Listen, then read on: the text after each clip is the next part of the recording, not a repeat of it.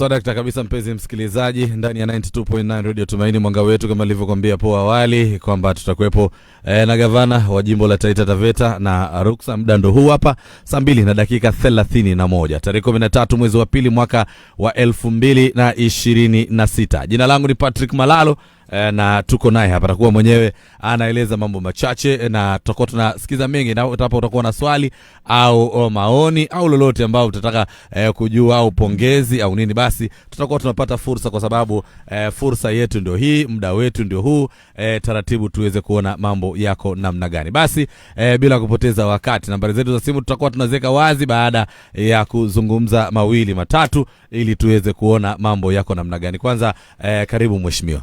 Asante sana bwana Malalo. Karibu sana, na habari ya siku, pole kwa majukumu ya hapa na pale. Bwana, siku imekuwa na mambo mengi. Ndio. Hata naomba samahani kwa kuchelewa, manake nimekuwa na mikutano mingi na singeweza kuepukika. Ndio. Bwana. Aha. Karibu sana Radio Tumaini. Tunashukuru kwanza Mungu kwa kupata fursa pia kuweza kuwasiliana na wewe. Tumekuwa tunasubiria sema jamani anakuja, tukasema lakini ya Mungu ndo ya Mungu shafika. Asante sana na karibu sana tuweze kukaa kwenye mkao huu tuzungumze mambo machache. Kwanza karibu sana gavana, sisi tukupe pongezi sana kwa shughuli ambazo mnazichapa hapa na pale kuweza kuhakikisha wakazi wagatuzi ya Taita Taveta wanaendelea kupata mtulio, na ni mwaka wa 2026 umekaa kwenye madaraka kwa kipindi cha miaka hizi. Mwaka ujao tayari majaliwa yake Mwenyezi Mungu watu wanaanza tena kurudi kwenye shughuli za kuweza kuchaguana na mambo mengine. Labda tupe picha tu, ni nini ambacho kufikia sasa umekaa kwenye uongozi unasema jamani, mimi kama Mwadime Andrew wa kujaa hii, kwa kweli Taita hiki na hiki na hiki kimekaa mahali pake. Karibu. Asante sana bwana Malalo. Ndio. Kweli kabisa, mimi ni Andrew Mwadime, governor Taita Taveta. Ndio. Na nimechelewa kwa sababu ya shughuli pale na hapa. Pole, lakini nimefika. Ndio. Hata kama ni kuchelewa. So samahani na poleni sana. Asante. Maana kisi kawadangu mimi napendaga kufuata ratiba, lakini haingewezekana. Kwa niaba ya wasikilizaji wote tuseme asante. Mimi bwana, kwa ule kweli tangu kupata uongozi mwaka wa 2022 yes, kumekuwa na changamoto nyingi. Changamoto zimekuwa nyingi, manake kuna maswala hapa na pale. Kidogo sisi tulichangia kama wananchi, especially wakati kwa hii mambo ya census. Manake ule mgao tunapata kulingana na ile equitable share inatoka serikali kuu. Ndio. Unajua wanapeana kulingana na kichwa kimoja watu wengi. Sasa ndio. Kutufananisha na majimbo yetu ndugu zetu hapa karibu. Ndio. Wanapata ile equitable share mingi. Unajua serikali haikuweza kuwezeka kibayanda chote hapa. Ndio. Wasomi wetu tutakakienda Mombasa, Nairobi na kwingineko. Lakini tumekuwa tukipambana na hizi changamoto. Nilipopata waliponiwezesha kupata kura, na leo shukuru sana. Ndio. Nipoingia tu niliona changamoto ya makazi ni kubwa. Ndio. Changamoto ya maji ni kubwa. Changamoto ya madawa ilikuwa kubwa, deni ilikuwa kubwa. Lakini kitu ambacho nazajivunia sana sasa hivi, ndio, kwa sababu tangu tupate uhuru, kuanzia hiyo miaka nyuma mpaka tukaja kata ugatuzi, hakuna kiwanda kiliwekezwa hapa Taita na Taveta. Na hiyo imekuwa ni dhambi kubwa sana kwa wenyeji wa Taita na Taveta. Ndio. Kwa sababu vijana wetu wakishamaliza mashule form 4, wamemaliza certificate, diploma, degree, tualisha bado tu. Ndio. Tumewasomesha lakini bado kule mbali manake makazi haipo. Wana shughuli. Na kwa sababu serikali iliwekeza viwanda mali kwingine. Na baada ya ugatuzi kila mmoja anapaa kipaumbele vijana wao. Ndio. Sasa kwetu hapa ni changamoto, lakini nashukuru wa leo hii nikisema tayari kile kiwanda cha chuma cha steel, ndio, ile Devik industry tayari ishamalizika. Hata kitu imebakia tu sasa ni iron ore, waanze kuleta, ambayo hiyo iron ore ikishafikia kiwango fulani na najua kitafikia wakati wote, manake hata sasa hivi ndio zile ramsha za kuanza kuandika vijana zinaanza. Hiyo ni kitu nafurahikia sana. Manake kule kwa jimbo unakuta vijana kazi kia advertise kazi 3 ama 10, unapata applications zaidi 10,000. Na wote hawa ni watoto wetu na ni ndugu zetu. Ikawa ni changamoto kubwa sana. Lakini ikawa na ile azma ama moto. Hii changamoto lazima tupambane nayo. Kweli. Ndio maana unasikia tumemaliza kiwanda cha Manga kinaisha, watu wanaanza kuandikwa.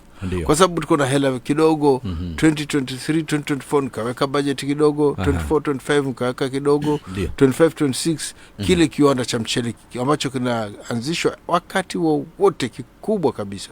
Kitaanzishwa wakati wote.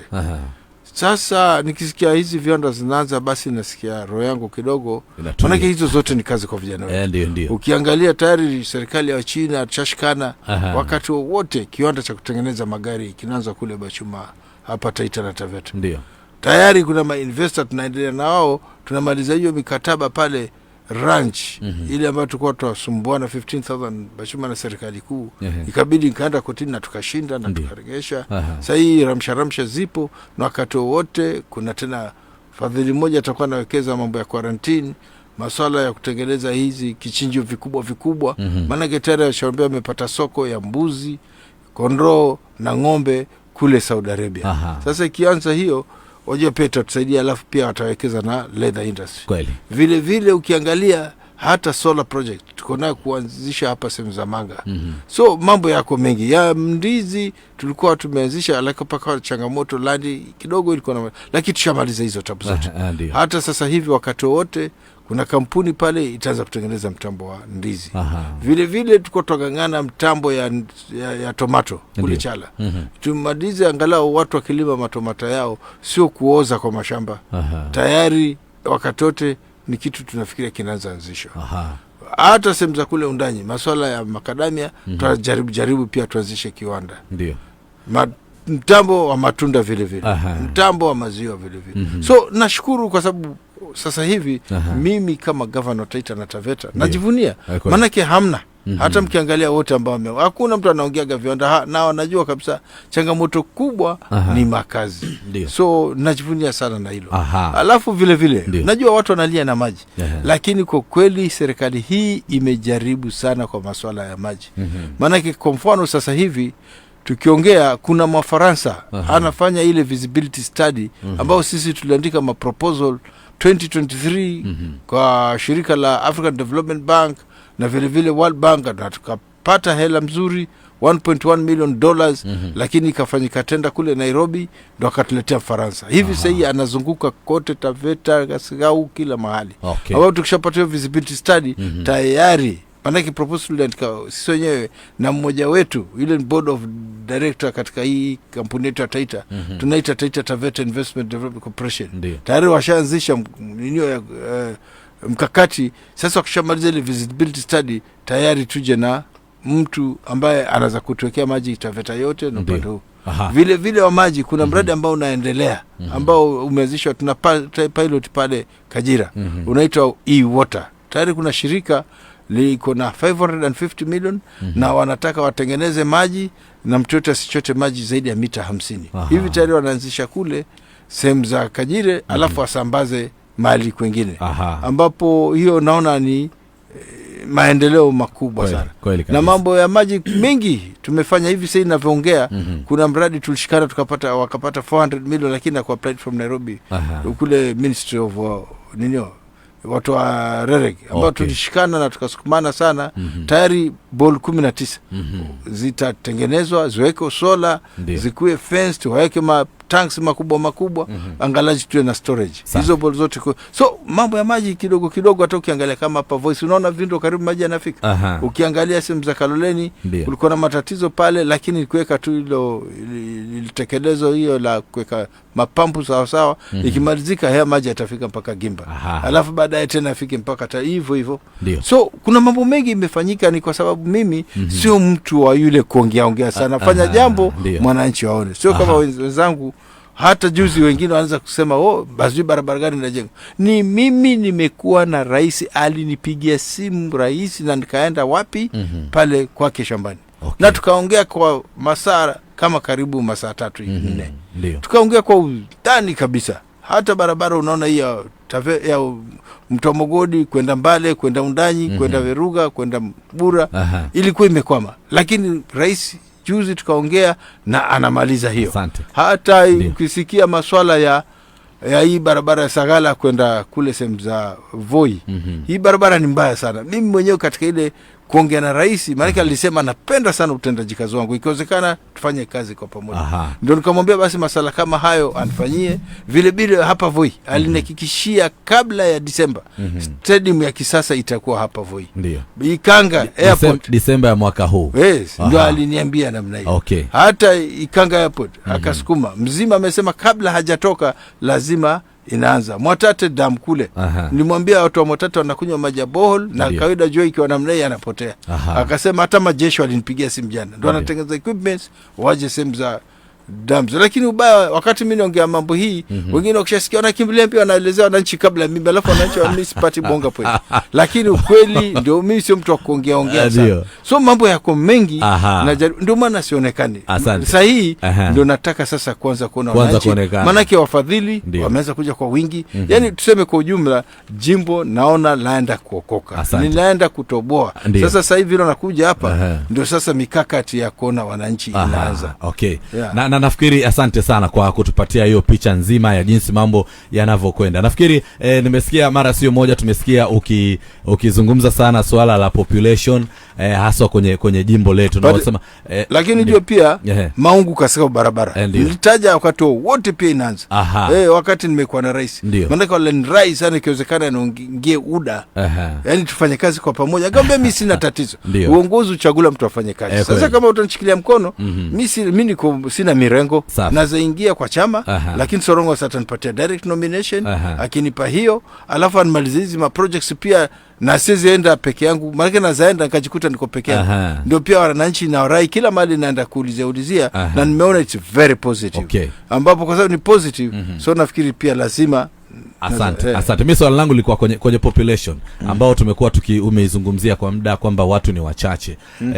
Na mgao unakuwa kidogo. Labda mtu anaweza taka kujua labda county kama county huwa inakusanya labda fedha, na kama inakusanya fedha, je, kuna miradi ambazo tunaweza zihesabu gavana ambazo county kama county imesimamia 100% labda kupitia kwa fedha ya county, au labda fedha ya mgao umetoka juu, na vile watu ni wachache na wanasababisha mgao unakuwa kidogo, tunaweza kufanya mbinu gani ili kuweza kuona kwamba hali zinakuwa zinaimarika? Because now wacha nikuelezee, nieleze ndo nisikie miradi, kwa sababu nisiongei miradi tumefanya kuanzia 2022 mpaka 2024 peke yake. Ni nyingi zaidi kuliko miradi iliyofanywa kuanzia 2013 mpaka 2022. Lakini nataka watu waelewe, maana kana ujumbe na mbaki nao na mwasambazie pia kwa radio station ya local isaidie Wataita na Taveta. Sisi kuna dhambi tulifanya 2019 kama wananchi. Wakati wa kuhesabiwa, wakati watu walikuwa nahesabiwa, watu wakujitokezea kwa wingi. Ndio maana unasikia tuko 340,000. Watu wengi hawakujitokezea, wale wakukaa kama Mombasa, Nairobi na kwinginepo hawakuja. Sasa unajua hata kama mama anaganya ugali pale, kawaida watoto wake 5 wakikaa mahali na wengine wakikaa mahali, ugali mkubwa unapelekwa kwa 5. Sasa hivi ile inaitwa equitable share.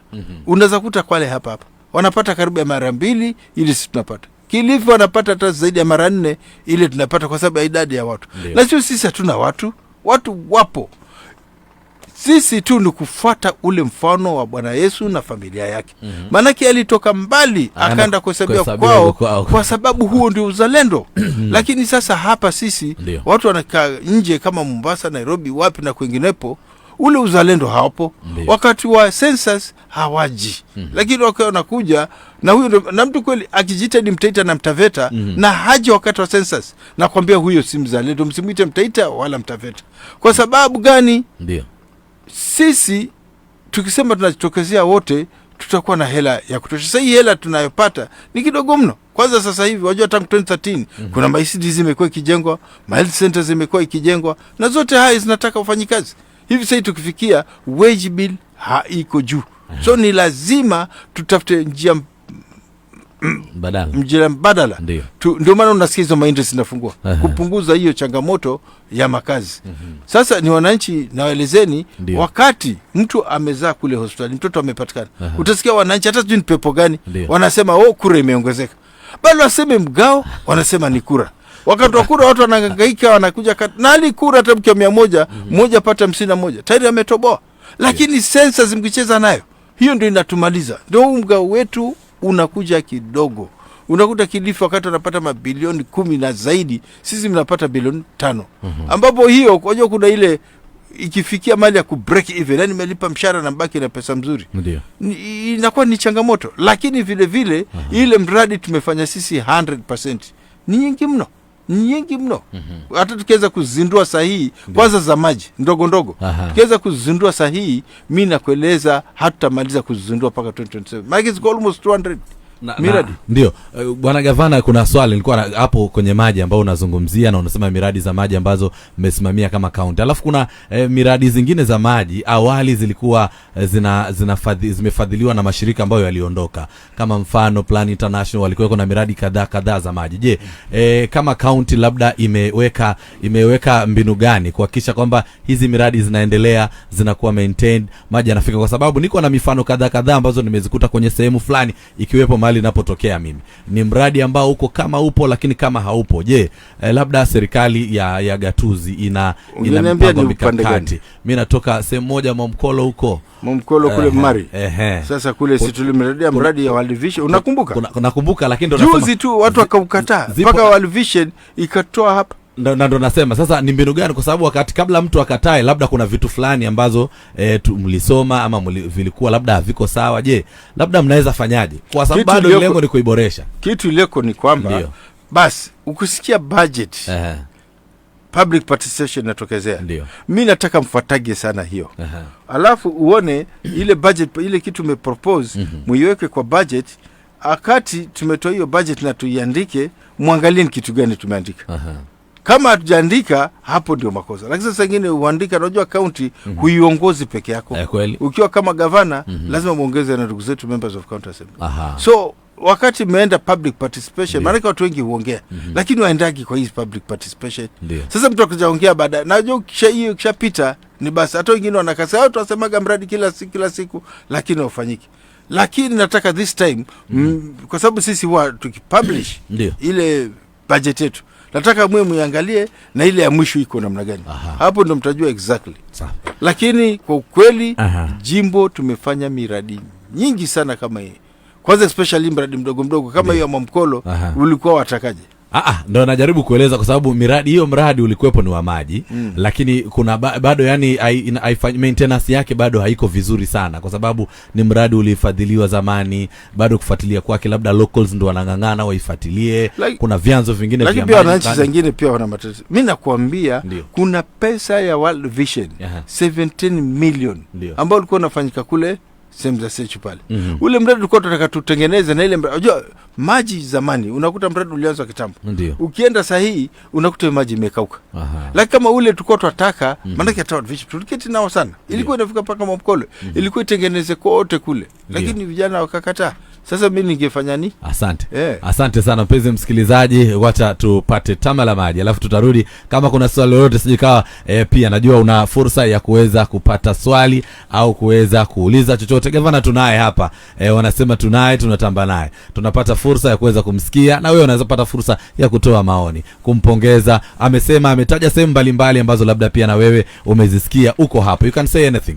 Kwa sababu tuko naye hapa tuweze kusema mawili matatu kwa muda huu ambao, lakini kwanza kwa sasa wacha tu alikuwa anaeleza mambo ambayo yamefanyika kwenye ground. Wacha tumeze mate kidogo, then we come back alafu tusikie kutoka kwako, wakati tutakao tusikia pia kuhusiana na mambo mengi machache ambayo yamesalia. Atupe picha kamili ya jinsi mambo yalivyo. Kumbuka ni 92.9 Radio Tumaini mwanga wetu. Tumekaa mkao wa kusema na gavana, tunapiga naye story tusikie jinsi mambo yalivyo. Ingia kwenye story na wewe. Nambari zangu za simu ni zile nitakuwa nakupa baada ya mapumziko mafupi. Tumaini mwanga wetu.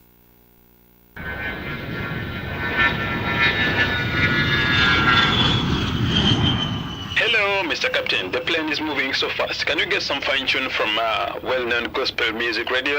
Yes, of course, we can get one. So, can you tune, please? We need some fine tune from gospel radio. Radio Tumaini, mwanga wetu.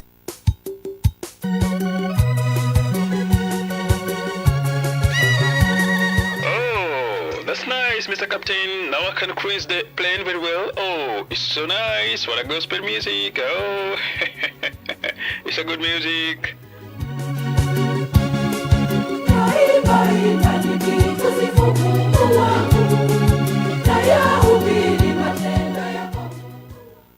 Hii ni Radio Tumaini. Radio Tumaini, mwanga wetu. 92.9. Burudika zaidi.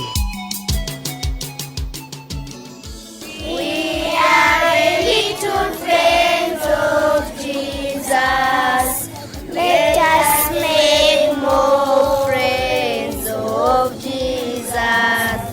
We are the missionary children's farm. Let us follow him, friends.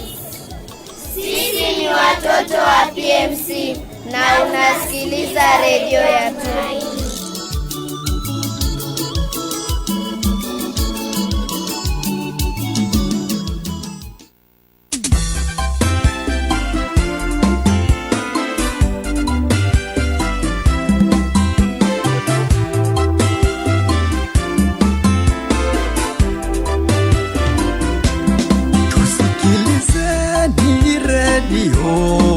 Tumaini mwanga wetu. Sikilizeni redio Tumaini mwanga wetu.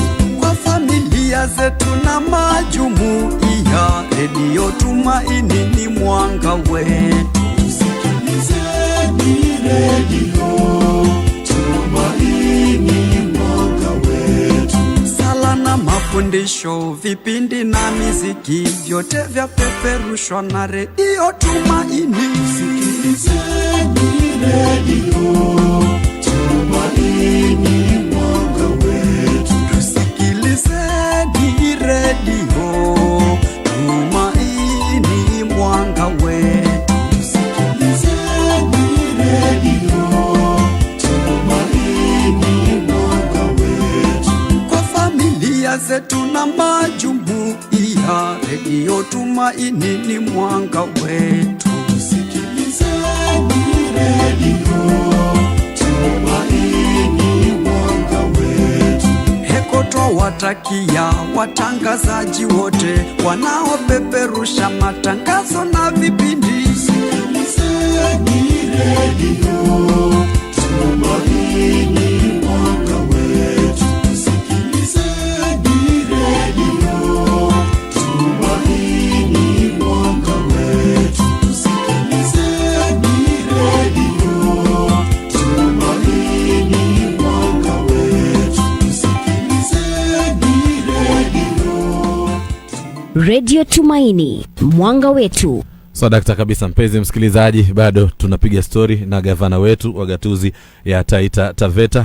Saa 2:53 tuko na kikao cha kupiga story. Najua wako wengi, angalau tuchukue simu 2-3, alafu kidogo tukiwa mapumziko, angalau tukiwa tunasikiza, alafu baadaye tutakuwa tunarudi ili tuweze ajibu, angalau kama ya kujibu, alafu na ya kueleza, ili tuweze kuzungumzia kuhusiana na wafanyikazi wamekuwa wakilalamika, wakati mwingine hata wanalalamika na mambo mengi, na kumekuwa na tetesi nyingi na mambo mengi, na kwa anatueleza nini kilichoko, na pia hatutasahau kama swala linamhusu pia kumekuwa na kero za mwingiliano wa wanyamapori pamoja na wananchi. Tuone labda county iko na capacity gani ya kuweza kutatua mambo kama hayo. Tumaini, hello. Hello. Yes. Tumsifu Yesu Kristo. Milele amina. Yes, ndio. Baba yetu ameshinda salama. Ameshinda salama, anaongea hapa, anasema yuko poa. Yuko poa Modesta Mwanyika kutoka Mrugua. Karibu. Mimi nimemsikiza sana baba yetu.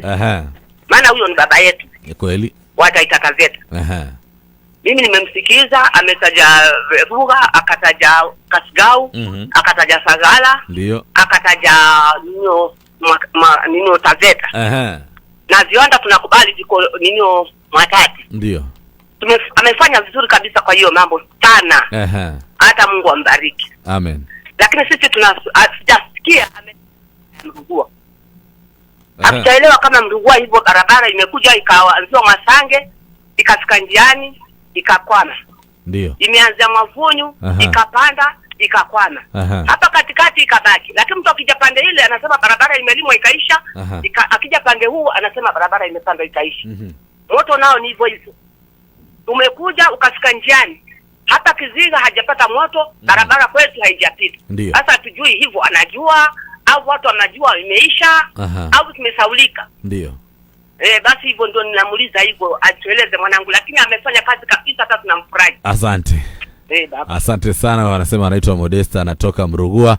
Nambari zetu za simu ni 0700000838 au unaweza kutuma ujumbe mfupi ili kuweza kutufanyia mazungumzo yetu yaende kwa wepesi kwa 0745143544. Lakini kwa sasa tunachukua simu chache alafu turudi tusikie anatuambiaje. Tumaini, hello. Hello. Yes. Dava kutoka Taveta. Karibu sana. Punguza sauti ya redio yako ili tuelewane vizuri. Karibu. Nimepunguza. Karibu sana. Asante. Mimi napenda tumesikia governor ameongea, governor wetu wa county. Nilikuwa na swali moja tu kwa governor Ndio. Governor alimchagua sisi kama wapiga kura wa Taita Taveta County, na yeye ndio rais wa jimbo la Taita Taveta County. Ndio. Nimesikia hapa kwa redio akitangaza, naona hiyo miradi mingi anasema, nimeomba rais, ametupatia hiki, ametupatia ile, ametupatia barabara ya Mto Magoji, ametupatia hii. Mimi nasikia tu anatangaza rais. Sasa sisi kama wapiga kura wa Taita Taveta tunamuuliza, je, ule mgao wetu unaokuja kwa Taita Taveta, tulikuwa tunatarajia kama aseme katika ile bilioni 5 inakuja Taita Taveta, tumefanya hiki, lakini atuambie niliomba rais. Ukiomba rais na bado tunapewa mgao, tulikuwa tunataka kujua tu hii ndogo ya inayokuja ikitumika vizuri ndio sisi wapiga kura tunaridhika. Okay. Asante sana kutoka Taveta. Tutachukua swali moja lingine. Kama kuna ujumbe mfupi basi tutaupata, tusome, alafu tuweze angalau tupate muda wa kujibu, alafu pia vile vile tufafanulie mambo mawili matatu ambao tumeweza kuyaweka kwenye meza hapa, tujue tunafanya namna gani. Tumaini, hello. Hello, Tumaini. Yes. Hello, Tumaini. Hello, nakusikia, karibu. Na mimi niko hapa Mwaktau. Ndio, nani jina jamani?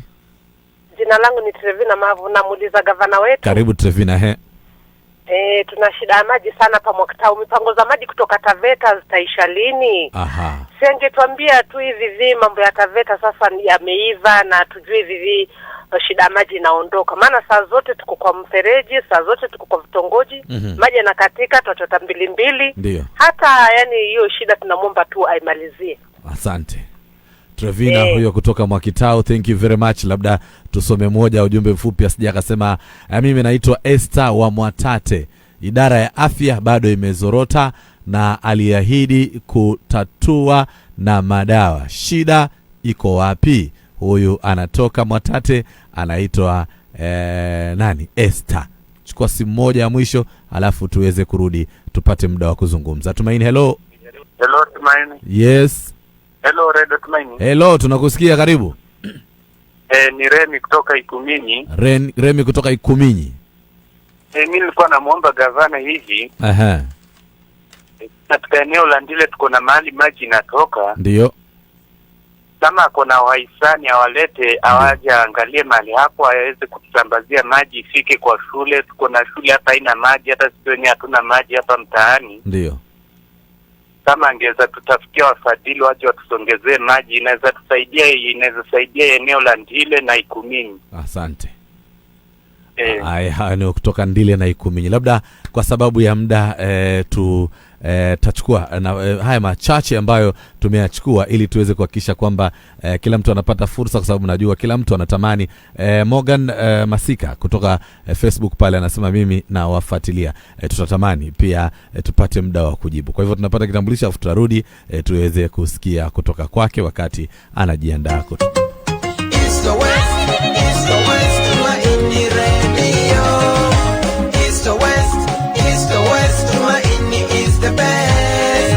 Joy Penam, inatamba, Joy enzi tena sana. Joy Penam, inatamba, Joy enzi tena sana. Radio Tumaini, oye. Radio Tumaini, mwanga wetu. So dakta kabisa, mpenzi msikilizaji, ndo sisi hapa. Tumekwambia leo tunachapa story na gavana. Unajua ukipata muda wa kupiga story na kiongozi, basi ndo huu ambao tumekaa mkao wa kutulia tu, tunapiga story ili tuweze kujua mambo namna gani, tunatoka, tunakanyaga wapi, tunasonga wapi. Karibu mheshimiwa, labda maswali umeyapata kutoka kwa wana County ya Taita Taveta. Wameuliza maswali, wanategemea majibu kutoka kwako ili tuweze kujua sasa mambo yanakuwa namna gani. Karibu sana. Asante sana bwana. Asante sana. Mwanzo kabisa ni swali la Modesta kutoka kule Mrugua. Akiuliza mambo ya viwanda vingi viko sehemu za Voi na huko Taveta. Mwatate, wajua viwanda vinataka nafasi. Hata mimi kila siku katika mkutano nyingi usema wakati mashamba yalikuwa yanapimwa hapo nyuma, wale walioko makamato walifanya vizuri sana kuacha nafasi ya shule na nafasi za kujenga mahospitali. Lakini tulisahau maswala ya kuacha shamba kubwa la kuweka viwanda. Hata ndio changamoto kubwa sana nimeipata. Ambapo ukitaka kuweka kiwanda unakuta mtu anakuja from nowhere. Sasa utakuta kama Mwatate mali kwengi ukitafuta hakuna nafasi ya kuweka viwanda. Ambapo ni tatizo kubwa sana. Lakini kwa masuala ya barabara, ni kweli barabara ya Mrugua nimeambia hiyo taarifa kwamba si nzuri, lakini unajua kuna barabara zingine ambazo ni za kera na zingine ni za county. Mimi nakumbuka ndiko mbunge, hii barabara nilikuwa naiangalia hapa na pale. Lakini sasa siku hizi hii barabara kidogo imekuwa na changamoto, lakini kwa sababu kuna barabara tunazitengeneza karibuni. Sasa sijui kama pia hii ni mmoja wapo. Maana kumbukeni kuna wakati wabunge walishtakia pesa ya fuel levy. Ambapo tukapata matatizo makubwa sana kuja ninio baadaye. Hata hiyo hela sasa ndio sasa tunaanza kutumia barabara. Maana mimi mwenyewe saa nyingine hata butterflies zinazunguka kwa tumbo yangu. Maana unaona kitu unakasirika, unataka kutengeneza. Lakini sasa ule uwezo hakuna. Unajua inaudhi sana kama kiongozi. Unaona barabara ni bonde na unataka kuitengeneza, lakini kwa sababu ile hela haijakuja basi inaleta matatizo. Na ukiangalia hii hela hata tukiwa tunaweka mafuta ni kidogo sana. Ingawaje pia inatusaidia sana. So mabarabara mengi I wish ingekuwa nimesoma kabisa ni barabara gani na gani zinatengenezwa na nyingi sana zitatengenezwa. Masuala ya moto sehemu za Mrugua nakumbuka ni mimi mwenyewe niliweka kidogo, lakini hii swala sana wabunge ndio fuatilia, lakini vile vile nitajaribu kufuatilia nione ni tabu gani inaendelea. Manake sana mambo ya stima, na tumewekewa pesa nzuri sana na serikali kuu ya mabarabara, ya stima. Ya stima ni juzi kusikia waziri ndiko naye juzi akiniambia kwamba ameweka zaidi ya almost $1 billion. Waziri wa Kawi wa energy alisema kwamba ataweka stima. So Modesta, hili swala la stima pia nitajaribu kuulizia hilo eneo umetaja. Bwana Odaga kutoka kule Taveta anasema county inapata 5 billion, ni 5.2 billion actually. Lakini ninaongea kwa muomba rais. Lakini bwana fahamu bwana Odaga katika pesa hela yote Kenya nzima ile inakuwa collected, 85% inaingia kwa serikali kuu. 15% ndio inaingia kwa gatuzi yote 47. Sasa governor yoyote ile lazima afanye kazi na rais. Asipomwambia hii imekwama, haiwezi kuna kitu inaweza endelea. Lazima kama governor niingilie. Hata hii mastima si ya governor, lakini lazima nifuatilie. Na hii yetu ya 5 billion kuelekea sasa, kwa kweli bwana Odaga tunabakia na hela kidogo. Lakini hela kidogo nakwambia ni mradi mdogo nyingi, na hizo mradi I wish maana kishakuwa nielezea kila idara ichapishe mradi account ile tumefanya ni ipi. Na karatasi iko tayari kwa sababu sikuja na hapo. Lakini ile miradi ni nyingi sana. Na tunaingojea kidogo angalau watu waijue pia. Ngojea nitakuja na hiyo nini alafu uone. Ziko nyingi sana. Kwanza maji pekee. Ile ndogo iko zaidi, maana kusengine unaweza sikia kama sahi kule kale primary watoto wana tabu nyingi sana ya maji. Umesikia huyu bwana ameongea wa Ikumi, umesikia ile mambo ya maji na kila saa tunahitaji. Ndio maana anasema kwa sababu hii pesa yetu ni sio kubwa sana. Ndio unasikia tayari nimepata watu wa e-water. Na hili shirika limefanya peke yake Gambia, huko Afrika juu, likafanya Tanzania kidogo, sasa hii ni Taita na Tharaka Nithi. So sisema hii mimi nimefanya, maki ni nguvu zangu, nimetafuta wakati wote tafuta hii hela. So tunajaribu hata hii 5 billion. I wish ingejua nimwelezeni mradi gani manake yote ishachapishwa na ni mradi nyingi sana, na nataka nikitaja mtu aende kwa ground aangalie mwenyewe ni kitu gani, lakini ingawaje kuna kwingine ambayo kidogo iko tatizo. Maana kama kuna mradi ambaye ilianzwa bado, na mimi huwa sipendi kabisa mradi uanzwe alafu tena na zingine na mwingine hujamalizika.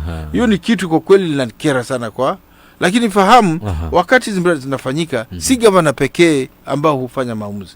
Lazima pia na ndugu zetu ma MCAs pia lazima tuchangiane ndio mambo yanaenda. Ndio. Alafu dada Trevena wa Mwaktau. Kweli najua Mwaktau kuna tabu nyingi sana za maji. Hata sasa tunavyoongea ile e-water ile ambayo nilikuwa nakuelezea ikitoka kule inafanya piloting hapa sehemu za hapa hii sehemu ya ninio sehemu za Kajire ndio, na nasikia inaendelea vizuri sana. Ikitoka hapo najua itakuwa Mwaktau pia na upande mwingine ya Taveta. Na Mwaktau hata sasa hivi kuna bohol ambayo kuna kule Nyangoro wanaitegemea sana kule Godoma. Lakini kuna bohol nyingine tena tulichimba juzi na mfadhili mwingine ambapo hiyo bohol hata ndio tutakatongea na watu wa Godoma hiyo waiachie iende kwa watu wa Mwaktau. Maana pale kuchimba bohol nyingi zinakuwa na chumvi sana. Maana kuna madini mingi. Lakini pia vile vile kuna watu ambao wanafikiria kuchimba bohol hapo Mwaktau. So kuna mkakati sana tunaifikiria, maana Mwaktau mimi naijua. Na mimi najua wamekuwa na matatizo makubwa sana. So dada Trevina tupe muda. Hii kazi inataka soko upande wa governor apatie muda. Lakini mambo ya kungwana miaka 3-5 unaenda, hii ndio inaleta hii mata. Unajua mtu akitulia atafuatilia. Lakini sasa kisha ondolewa yule mwingine aanze, basi natakuja na domo lake akingolewa miaka 5 hakuna kitu inatengezeka. Na kuna anasema nyingine ni mwisho kuna huyo dada Esther huyo alizungumza kuhusu afya. Ndio shida ya madawa itaisha lini? Ndio jamani, kama huyu ni mhudumu wa hospitali na anajua what is happening now. SHA ilifanya kazi vizuri sana mwezi wa kwanza, mwezi wa pili, mwezi wa tatu, mwezi wa 4, mwezi wa 5. Baada hivyo SHA imekuwa na matatizo. Na ambapo najua kwa sababu ni kitu cha kigeni, na kitu chote cha kigeni huaga kwa kwanza inakuwa na matatizo yake. Sasa hii tuna claim almost 200 million. Lakini ile pesa tunaletewa ni kidogo sana.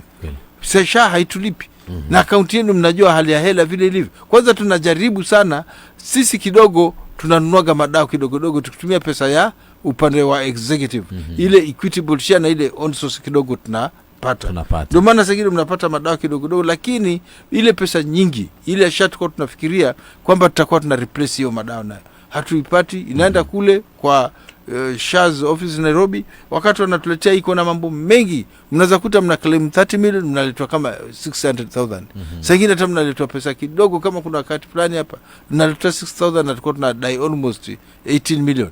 So dada Esther, kama unafanya kazi na county, tafadhali jaribu kuangalia ni kitu gani inasababisha haya maswala. Maana tunafanya kazi tunasaidiana sote. Maanake hii kazi ndio maana unakuta nimejaribu sana hata mpaka kupromote watu, maanake tangu tupate ugatuzi kuna wengine katika career progressions. In fact right now we are being rated the best in the country kwa sababu ya career progression. Tumejaribu kupromote watu kadhaa, especially on the health fraternity. Tulipromote watu kadhaa. Kwanza health tulipromote almost 1656 ambapo na wengine tukakonvert permanent. Tena wengi tu. So ukifikiria tumeshapata morali, maana tukiingia wengi walikuwa hawana morali.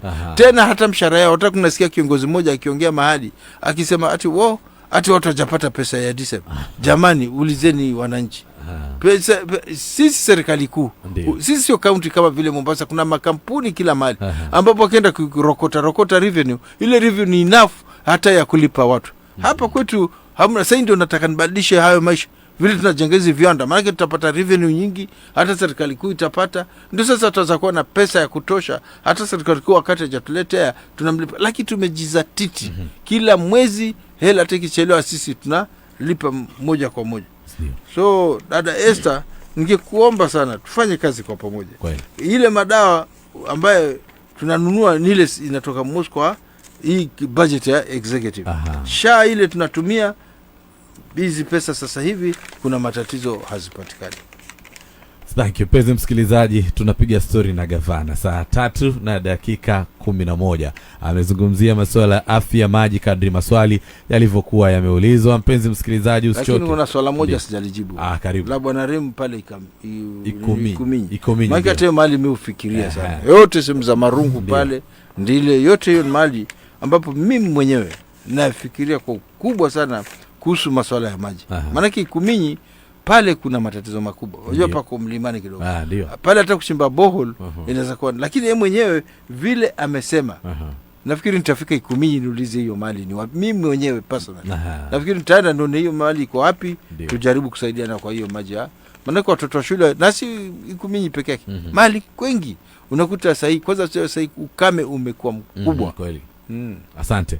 Penzi msikilizaji, basi huyo ni gavana akiwa anajibu maswali kutoka kwa sisi wanagatuzi ya Taita Taveta. Tutakuwa bado tunapata fursa ya kuweza kumuuliza maswali. Usio na wasiwasi, tunapiga naye story, atueleze kipi kinawezekana, kipi kina changamoto, kipi kimewezekana, kipi kimefanyika, tunaweza kufanya namna gani. Of course kabla tumalize pia atatueleza mawili matatu kuhusiana na mstakabali wa masuala ya kisiasa, akiwa tumesikia kitaja mwenyewe kuhusiana na vyama vya kisiasa, amekuwa independent, atakuwa anatuambia ana mchakato gani na nini tutazamie nini tukiwa tunasonga huko mbele. Lakini kwa sasa tunapata mapumziko mafupi tu, alafu turudi tumalize kupiga story naye. Naona simu zinawaka tutakuwa tutachukua ili tuweze kupata maswali mawili matatu, alafu tujibu yale mengine ambayo yalikuwa yametangulia ama yale ambayo yalitangulia kumalizia, ili tuweze kuja tukimaliza mazungumzo yetu jioni ya leo saa 3:12. The station with the best music. Best music. I love the music. Best music. Radio Tumaini, mwanga wetu.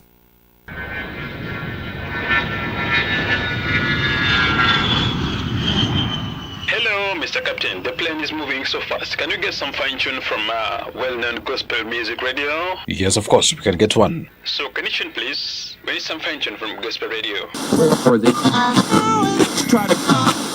Radio Tumaini, mwanga wetu.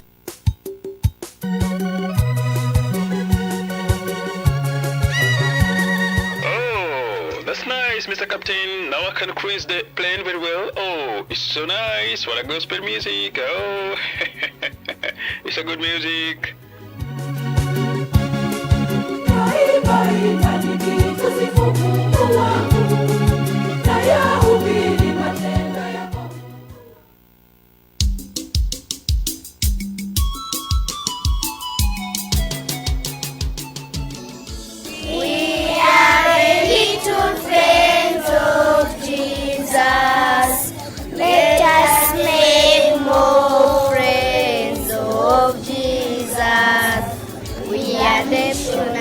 Children's farm, let us follow him, friends. Sisi ni watoto wa PMC na unasikiliza radio ya Tumaini.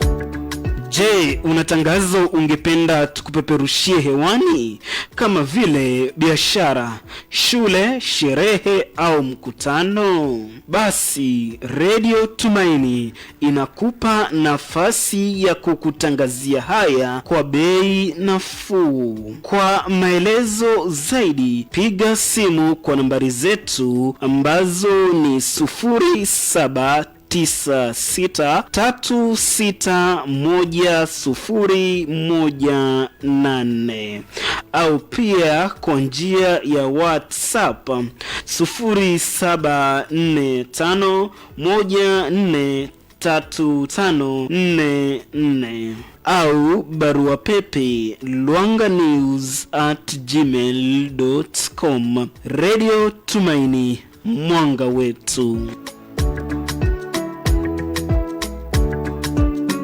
Radio Tumaini, mwanga wetu. Dakta kabisa mpenzi msikilizaji, tunaendelea vizuri. Tumekaa mkao na gavana wa kaunti ya Taita Taveta Andrew Mwadime wa kuja. Jina langu ni Patrick Malalo. Tunaenda taratibu kabisa kuweza kuona mambo yako namna gani. Tunaweza pata maswali machache kabla hatujamwachia uwanja gavana ajibu, alafu atoe maelezo mengine hawezi kosa of course kuhusiana na mambo mengi yanayo pambania, lakini moja ambao sikutaka labda asahau ni kuhusiana na tatizo la wanyamapori, na kuna wakati fulani tumekuwa yamekuweko mazungumzo haswa ya masuala ya revenue yanayotoka Tsavo. Labda hiyo iko namna gani, tunaweza kuelewaje, msikilizaji aelewe vipi? Lakini juzi watu kama 2 3 nafikiri huku Sagala wametokea kwamba wameuawa na ndovu. Ndio labda inaweza kuwa kuna ni serikali kuu ama ni serikali inayohusika kuu, lakini je, kaunti ya Taita Taveta labda nayo inaweza weka mkono wapi ili kuweza kusaidia swala hili liende kupata mwafaka? Mpenzi msikilizaji, tunapata muda wa kupiga naye story, kwa hivyo usio na wasiwasi. Una swali, una maoni, unapenda kusema lolote, kumshauri, yuko hapa, tumetulia tu, tunapiga story, tunapata ushauri. Mwingine ameuliza stima itafika lini Mata chini, Kezia Mwamburi kutoka Mata. Haya, huyu ameuliza stima itafika lini Mata. Swali tunapokea. Punguza sauti ya redio yako tafadhali tuweze kuelewana. Hello. Yes. Kristo. Milele amina. Mimi ni Bibiana Mwangemi Ngulu Mwanda. Karibu sana Bibiana Mwangemi kutoka Ngulu. Amina, gavana wetu tumpenda. Kwanza sisi tulimpigia kura vizuri kabisa, tulimpenda wetu. Ndio. Miradi amefanya miradi mingi nimesikia hapo kwa redio. Na kwanza mimi ni CHP. Mga wetu atupati vizuri, tunalalamika kila kikao tukikutana, tunalalamika mtu wetu mbona atufanyii vizuri. Na muda tumejivumilia muda mrefu tu. Tunapata tu kile kidogo cha serikali. Tunamuomba jamani atuangalie. Ndio. Alafu maji hapa Ngulu pia hakuna maji. Ngulu ya Mwanda hatuna maji. Okay. Hapo ndo nilikuwa naomba tu jamani mtu wetu atonge. Alafu unaona hii barabara ya Ngoloki Lashu Ngoloki. Mimi nilikuwa mwanakamati. Ndio. Na mpaka sasa inadaiwa tu mimi ni mwanakamati, lakini sinywi maji manake sababu naulizwa jamani nyinyi mlifanya nini? Mlisimamia barabara ikuisha. Haya. Ikaregelewa mara ya pili. Tufanye nini tutengeze barabara? Tukaitwa kamati na hiyo watu wa maji pia wao ndani wakubwa wa barabara, tukaitwa pale tukaenda tukapigwa picha. Hata na gavana wetu tulikuwa naye. Ile bango iko pale Mgange Junction mbona? Asante. Na barabara haijaisha, tukaekewa bango pale tukapigwa picha, lakini tunaambia sasa nyinyi mmepigwa picha pale na hiyo bango imewekwa na barabara haijaisha. Vipi? Asante. Na asante. Ujumbe umefika. Asante, swali limefika. Nafikiri kwa sababu ya muda tutachukua labda lingine moja tu ili tupate ufafanuzi kidogo wa mambo ambayo yameulizwa. Tumaini, hello. Hello, Tumaini. Yes. Tumsifu Kristo. Milele amina. Mimi nazungumzia kuhusu dadangu mmoja niko naye hapa jirani. Punguza sauti ya redio tuelewane vizuri. Karibu. Hello. Tunakusikia, karibu. Kuna dadangu ambaye ni mlemavu. Ulemavu wake ni kipofu, yani haoni kabisa. Ndio. Na anatoka sehemu za Tanzania, akaolewa hapa Kenya. Na amekuwa na watoto wote, yani tuseme ana watoto 4 na wote wako na vitambulisho. Ndio. Lakini yeye mwenyewe hajaipewa kitambulisho. Sasa katika hiyo hali yake ya ulemavu ni kwamba kuna hizi pesa walemavu upewa. Sasa yeye haizi pewa pesa manake ni hana kitambulisho. Ndio. Na kila akienda kwa vetting anaambiwa aende akalete makaratasi, pasipoti, mpaka wakaambiwa afunge ndoa, wakafunga ndoa, lakini bado. Okay, asante.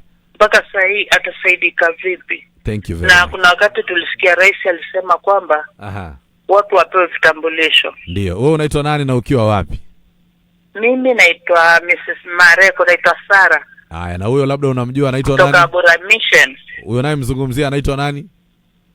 Anaitwa Mary Voki. Asante sana. Mary Voki. Voki, thank you. Ni wapa Bura Mission. Asante sana. Ai, asante sana Sara Mareko. Alfred Kasenge sema msalimie His Excellency our county CEO, keep Taita Taveta County shining. Excellency, tuko nyuma kusukuma agenda yako on revenue source. Wanaitwa Alfred Kasenge. Ken wa Maria sema mimi Ken kutoka Bura Mission, yani nampongeza gavana wetu wa Taita Taveta. Asante sana Ken kutoka Bura Mission. Thank you very much. Labda kwa sababu ya muda tupate gavana angalau apate muda kidogo wa kujibu na kufafanua mambo machache ili tuweze, sababu tumesalia na dakika chache, lakini tupate muda angalau ajibu alafu tuweze kupata ufafanuzi wa mambo machache, tuweze kuiona mkao wetu na kaenda namna gani. Karibu sana mheshimiwa. Asante sana. Ndio. Mwanzo kuna yule amesema masuala ya wanyamapori. Juzi kumekuwa na matatizo hapa sehemu za Sagala ya chini ambao tumepoteza watu wawili. Ili kweli ni swala ambayo ni sugu sana. Mimi nakumbuka nikiwa mbunge ndio nilipiga kelele sana hili ua la kuzuia wanyama na mali ya binadamu na upande hii. Hata ile ya kutoka kule sehemu za Cecil Estate Mwatate kuzunguka round mpaka kule sehemu za hali ya pale ni mimi nilikuwa nimesukuma. Lakini bahati mbaya kuna kuwaga na utata kati ya wananchi na watu wa mbuga pori. Ndio. Ingawaje ili ua huwaga si mpaka watu useme watu wananchi wameshapa wapi. Na ni kitu hata nimeongea na watu wa KWS wakati wanafanya namna hiyo, kwa sababu hawa wananchi wa Taita na Taveta wametoa hili mbuga pori. Manake kama wangekuwa na lilima ama wangefanya mambo mengine, lakini sasa wanakuja wanaanza kuingilia masuala ya land. Hata ujui watu wana intention gani katika mbuga pori, na hii mbuga pori ni kubwa. Wangekuwa ile mpaka wanafanya kabisa hapo kwa mbuga pori ipitia hapo, alafu wananchi waachie so that tupasikiwe na utata kama huu. Na ni swala limenisumbua sana.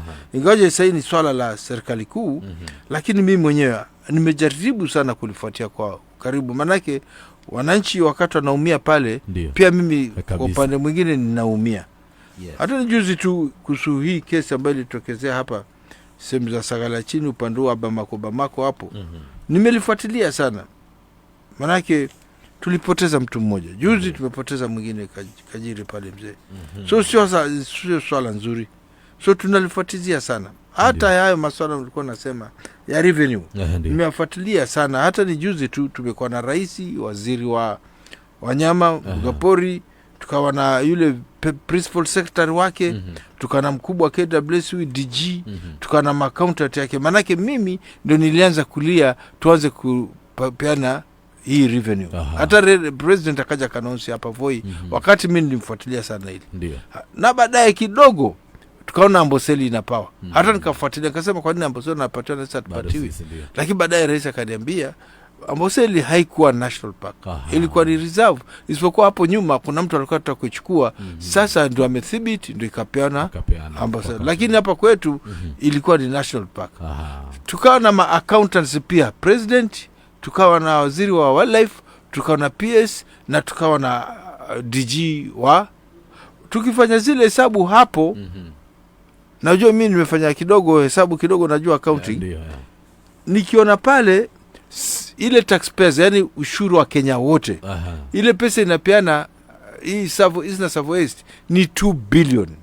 Sasa wakaniambia hebu angalia ile tunapata kwa park, na hii park inataka extra 2 billion kila mwaka. Akaniambia sioni hii ni loss. Ingekuwa inatoka straight kwa park, hii 2 billion ingewezekana. Lakini sasa mnatoa kidogo. Na 2 billion sasa tukaniuliza sasa hii 2 billion kama nataka tuanze kushikana tuishe nusu kwa nusu. Nikamwambia hiyo haiwezekani. Sisi wenyewe tuko na matatizo yetu ya kutosha. Ndio akaja hata juzi kama mliona tukifungua ile Rhino Sanctuary. Maki ile Rhino Sanctuary ni kubwa kuliko Masai Mara. Masai Mara iko 1500 square kilometer. Hii yetu hii Rhino Sanctuary pekee yake iko 3800 acres, karibu mara 2.5 ya Masai Mara. Na wakaweka Rhino Sanctuary. So that sasa hivi ulimwengu mzima this is the biggest Rhino Sanctuary in the world.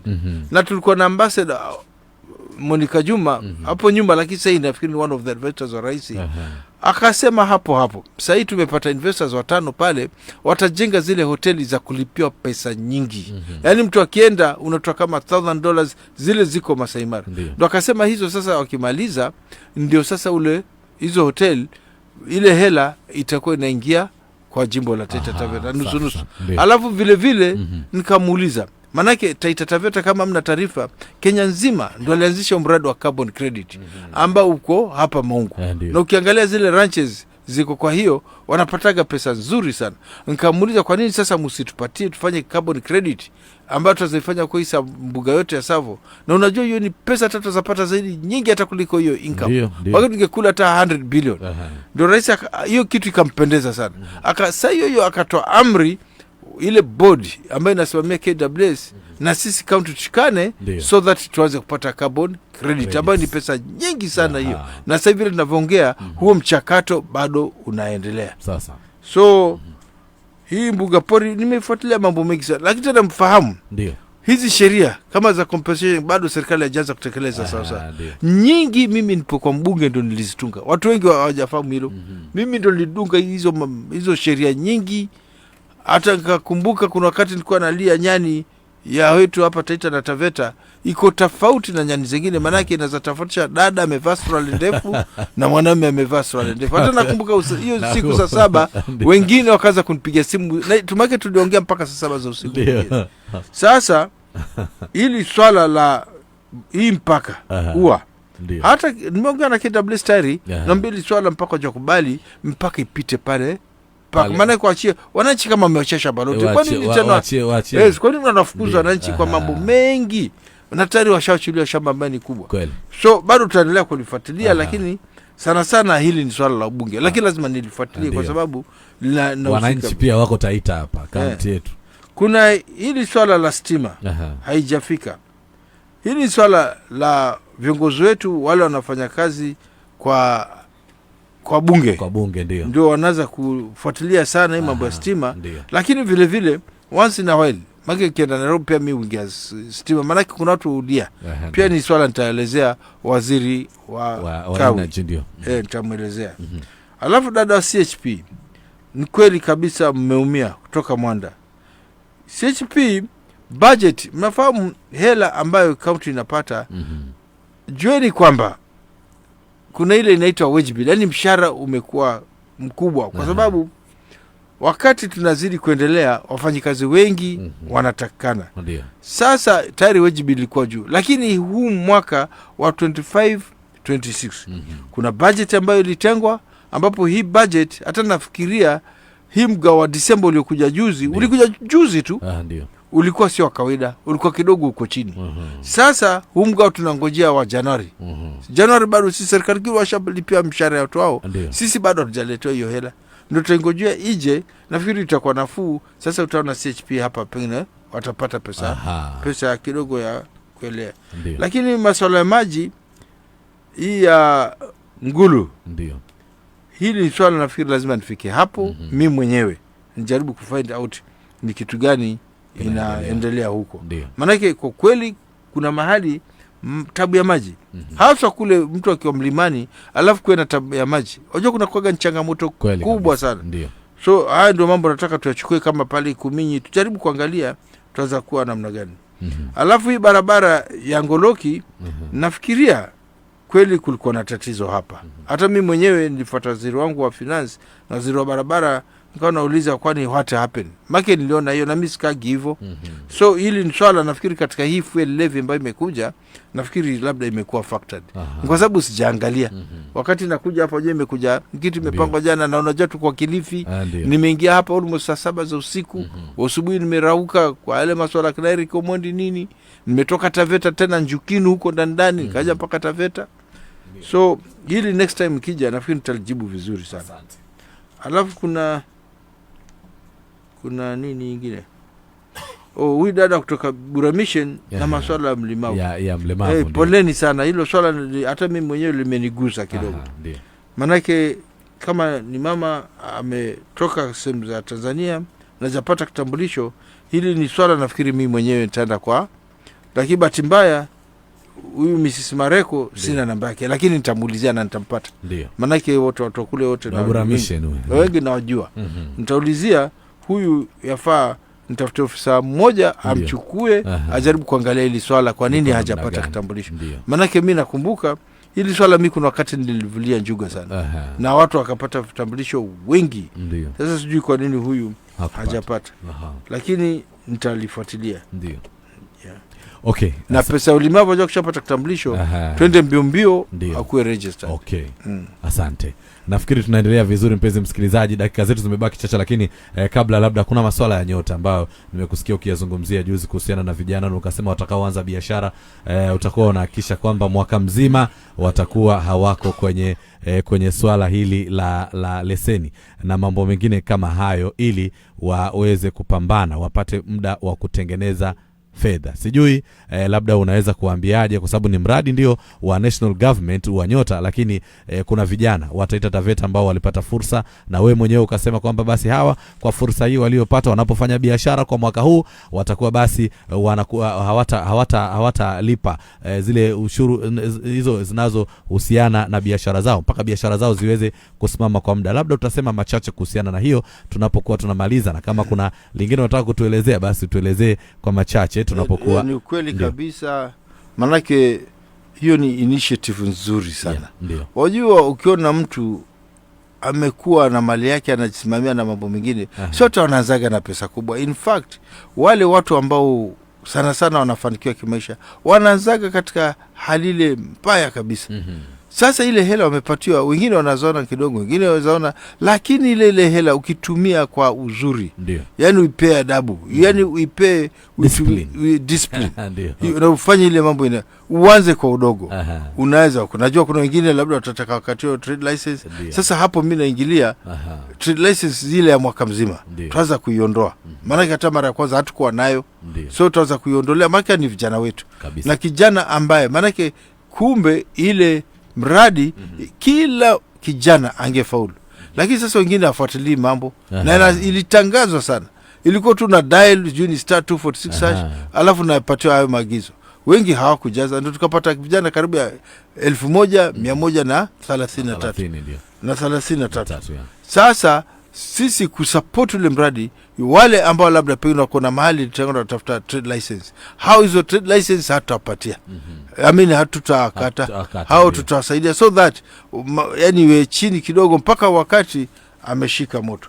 Vile vile tena nikasema katika ofisi zetu za trade tuna maofisas ambao wanapeana mentorship programs. Sasa pia wale vijana ambao watataka waje wapatiwe elimu au hii biashara, lazima tutawapatia kwa bure, maana hao ni vijana wetu, na ujue vijana wana changamoto sana kwa sababu makazi hawana. Sasa ukiona kijana amejituma na kitu kama hiyo, pia lazima tumpatie pongezi na tumshikilie mkono angalau ajisukume mbele kidogo. Safi kabisa. Asante mpenzi msikilizaji, tunakwenda vizuri. Labda mheshimiwa, tunapokuwa tunamaliza kabla labda ueleze mawili matatu, turudi kidogo tupige kona hapa kwenye siasa. Masuala ya kawaida haya, umesikika ukisema bwana mimi nimekuwa mwenyewe, lakini nikipata nafasi ya kujiunga na chama fulani naweza fanya. Nimesikia pia ukisema ukiwa hapa ukasema nikipata nafasi ya kufanya kazi na mtu ambaye yuko willing kufanya kazi kama rais na vitu kama hizo inawezekana. Labda sawa kabisa, lakini mwanzo ningesema pia wananchi wafahamu kwamba hata pia kuna masuala ya hospitali tunagusa. Hata juzi umesikia kuna mradi unakuja wa 350 million, yani tutengeneze mambo mengi. Na sasa tena mimi tulishikiana na serikali kuu. Hivi sasa katika hospitali zote nyingi zimepata kama TAVETA, Voi, wamepata new x-ray machines. Na kuna machines zingine zinakuja za dialysis na nini. Na hii Moi tunataka tufanye modern of the state. Tena fahamu nimeweka eye center. Wengine wanalema ni wao, na mimi mwenyewe ndio nimejenga ile. Mara ya pili tena nimejenga cancer center, imebakia tuku equip. Hata sasa tumeshikana KCB, wanasema kiwango fulani watanisaidia. Sasa tunangojea watusaidie hizo cancer center, lakini eye center tayari imeanza kufanya kazi. Lakini kwa masuala ya kisiasa ni ukweli kabisa. Unajua siasa mtu uchaguliwa kubadilisha maisha ya mwananchi. Sio ati uingie alafu na uache maisha ikiwa namna ile.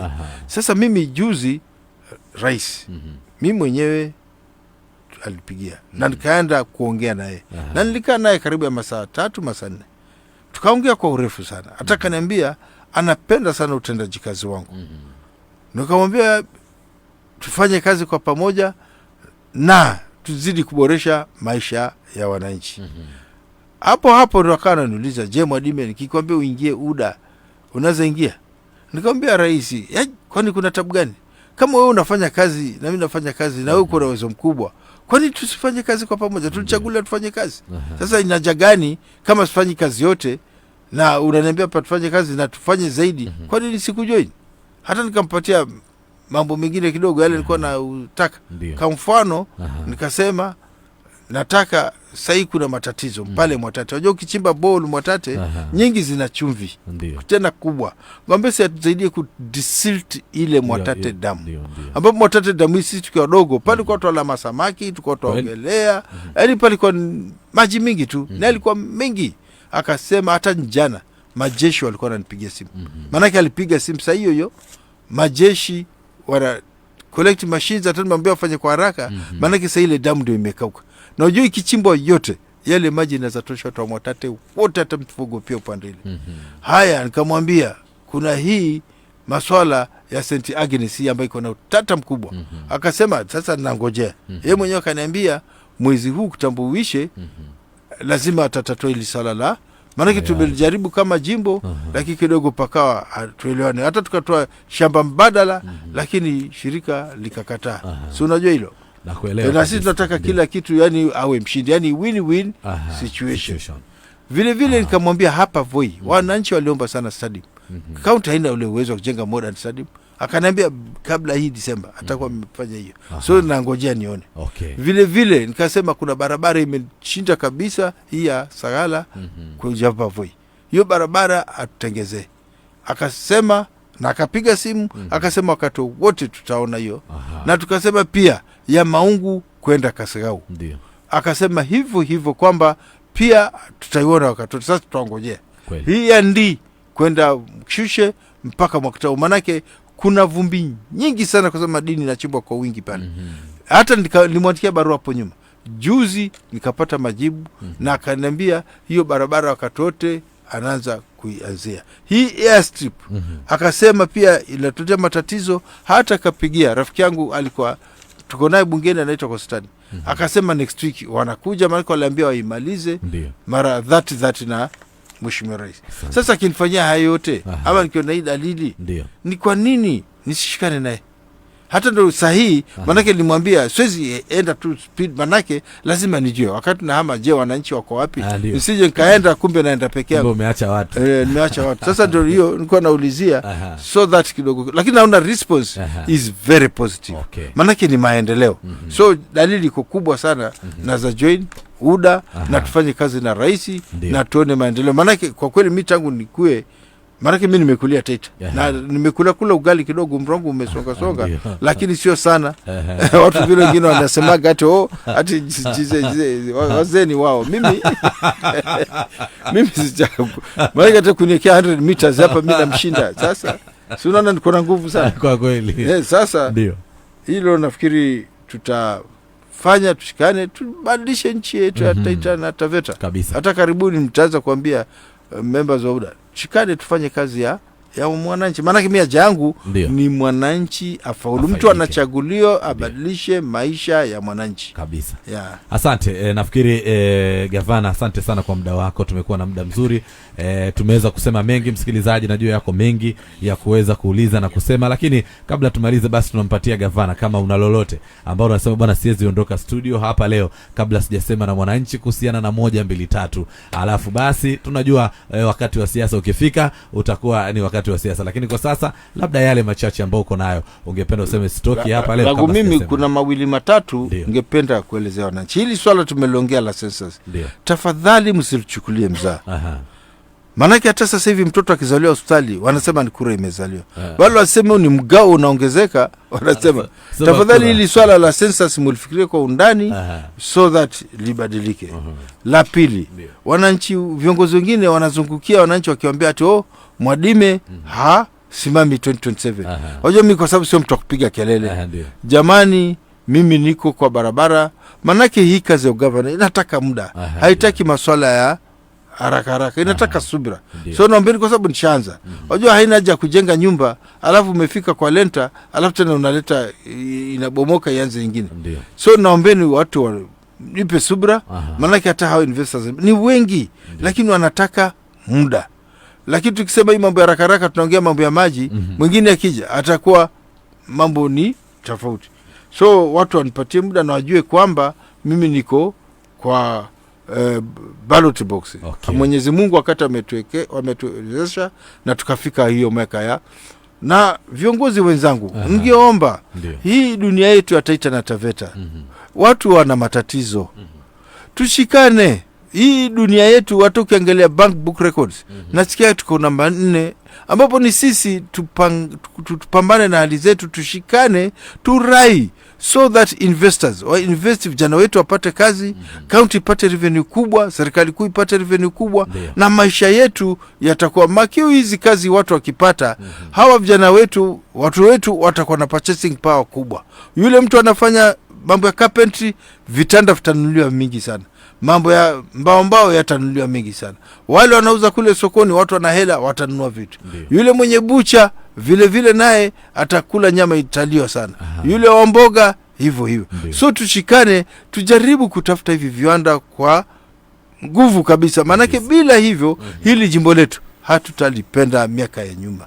Manake sasa hii vile viwanda viko vinapeana vipaumbele vijana wa hiyo county. So na sisi tupambana hali zetu, tushikane wakati siasa imeanza. Ndio hapo useme Mwadime ni mweupe amekuwa kama papayu, Mwadime yako hivi na hivi, ongea yote, lakini sahihi tushikane mkono. Asante sana mpenzi msikilizaji kwa kuweza kukaa mkao na gavana Andrew Mwadime wa kuja, gavana wa kaunti ya Taita Taveta. Tunashukuru sana kwa maswali yako, kwa maoni yako, kwa mapendekezo. Nafikiri sio kikao ambacho tutapata muda mwingine wa kikao, kwa sababu kuna maswali mengine. Nitakuja. Sasa hivi naanza kuona wananchi. Kwa sababu nakwambia investors ili jimbo laenda kufunguka. Ndio. Ama investors wameanza kuja kwa wingi. So sasa hii hata watu walikuwa wanasema nimewatupa. Mimi sijatembea kokote kabisa. Msione hata kule nyumbani kwetu Chavia. Mimi sijatembea. Kote sijatembea. Maana kila mahali nikienda watu wanasema nimepoa. Mimi nilikuwa lazima tufanye siasa ya kitofauti. Ile sasa tunafanya kila siku, unaenda huku, alafu unatoa shilingi 50 100 na alafu na kutafuta viwanda. Hii ya kutafuta viwanda, na mwelezeni hapo ni kumpa mtu neti ya kuvua samaki. Yule kuja kwako kupatia 150, hiyo ni samaki anakupa, na kila hiyo siku moja ikisha ujio ndio hivyo basi. Naombeni sana wananchi, tushikane, tubadilishe hili jimbo. Bila hivyo, maki tumekaa miaka tangu ya uhuru tupate uhuru, bado tuko hivyo, vijana wetu wanatabika. So naombeni tushikane, tubadilishe hili jimbo. Asante sana. Wito umetolewa na gavana, tushikane tubadilishe jimbo ndani ya 92.9 Radio Tumaini Mwanga Wetu. Asante sana.